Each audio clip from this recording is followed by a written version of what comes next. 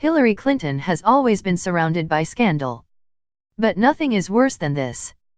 A new book reveals what she did after one murder, and it will leave you speechless. Former Democrat National Committee Chairwoman Donna Brazile shook up Washington with her book, in which she writes that Hillary and the National Party rigged the Democrat primary. But that isn't the most shocking revelation. Brazile recounts how she responded to the murder of a young DNC staffer in a mugging gone wrong that is still unsolved to this day. She recounts how she asked Clinton if she could use some of the campaign's leftover, $3 million to set up a reward fund that would lead to the capture of the staffer's killer. Clinton blew her off in what critics called a soulless move. The Daily Caller reports, Brazile was so concerned with Rich's death that she used her brief, only phone call from Hillary Clinton after the election loss to bring him up. She asked Clinton to use some of the millions of dollars the campaign had in order to set up a reward fund to find his murderer. But Hillary said she really had to go. I knew the campaign had over $3 million set aside in a legal fund. Could she help me get this lawsuit started? And don't forget the murder of Seth Rich, I told her. Did she want to contribute to Seth's reward fund? We still hadn't found the person responsible for the tragic murder of this bright young DNC staffer. You're right, she said. We're going to get to that.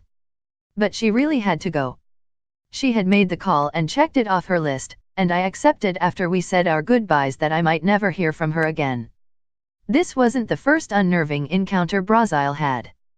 She became paranoid when a friend in the intelligence community warned her to take precautions after the staffer's murder.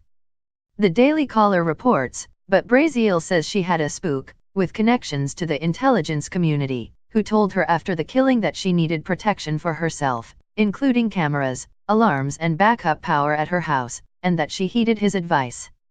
And they reported she followed through on his advice. A veteran operative and television pundit who had long served as DNC's vice chair, Brazile abruptly and, she writes, reluctantly took over in July 2016 for Chairwoman Debbie Wasserman Schultz.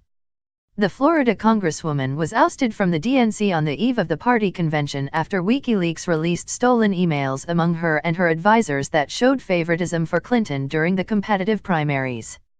Brazile describes her mounting anxiety about Russia's theft of emails and other data from DNC servers, the slow process of discovering the full extent of the cyber attacks and the personal fallout. She likens the feeling to having rats in your basement. You take measures to get rid of them, but knowing they are there, or have been there, means you never feel truly at peace. Brazile writes that she was haunted by the still unsolved murder of DNC data staffer Seth Rich and feared for her own life, shutting the blinds to her office window so snipers could not see her and installing surveillance cameras at her home. She wonders whether Russians had placed a listening device in plants in the DNC executive suite.